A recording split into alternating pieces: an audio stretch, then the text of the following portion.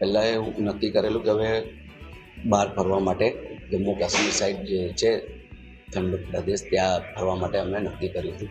પછી આજે 22 તારીખે જે દુર્ઘટના ઘટી એના પછી અમે ફેમિલીમાં અમે નિર્ણય કર્યો કે હવે કોઈ જગ્યાએ ફરવા જવાનું નથી. કેમ કે આજે બહુ જ એટલે 22 તારીખની જે દુર્ઘટના પછી એટલી દુઃખદ ઘટના છે. કેમ કે એના પછી દરેકને બીક પણ લાગે અને પછી ત્યાં અમુક જગ્યાએ સુરક્ષા હોય ના હોય એટલા માટે અમે પછી આ નિર્ણય લીધો છે કે હવે આ ફરવા જવાનું નથી. અમને તો એવું લાગે છે બધા જ કેન્સલ થશે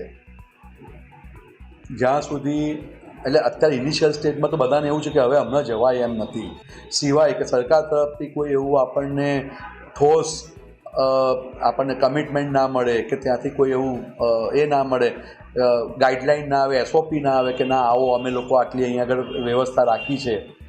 જેમ એ લોકો અમરનાથની યાત્રા વખતે સુરક્ષા વધારી દે છે,